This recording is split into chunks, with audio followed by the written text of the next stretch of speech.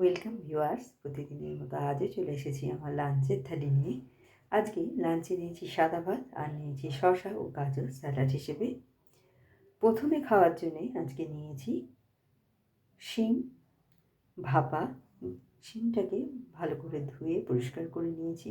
কড়াইয়ে সর্ষের তেলে কালো জিরে ও কাঁচা লঙ্কা আমি ফোড়ন দিয়েছি। ফোড়নটা ভাজা ভাজা হয়ে গেলে ওর মধ্যে কেটে রাখা শিমগুলো দিয়ে নুন হলুদ দিয়ে বেশ কিছুক্ষণ ঢেকে রেখেছি। শিমটা অর্ধেক সেদ্ধ হয়ে গেলে এবার ওর মধ্যে সর্ষে কাঁচা লঙ্কা বাটা, একটু নুন হলুদ সামান্য মিষ্টি দিয়ে আবারও কিছুক্ষণ ঢেকে আমি এটা তৈরি করেছি। আর নামানোর সময় দিয়েছি একটু ধনেপাতা কুচি ও কাঁচা সর্ষের তেল।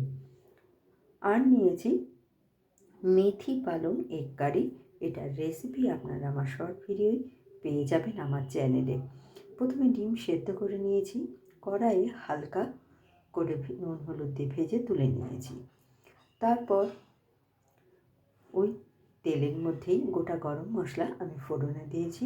তার মধ্যে পেঁয়াজ বাটা আদা রসুন বাটা কষিয়ে মেথি পালং ধনেপাতা ও কাঁচা লঙ্কা বাটা দিয়েও কিছুক্ষণ কষিয়ে ওর মধ্যে টক দই দিয়ে আমি এটা তৈরি করেছি। তো কেমন লাগলো আপনাদের আমার এই সিম্পল লাঞ্চ থালিটা? ভালো লাগলে লাইক শেয়ার এবং সাবস্ক্রাইব করবেন আমার চ্যানেলকে। Thank you for watching.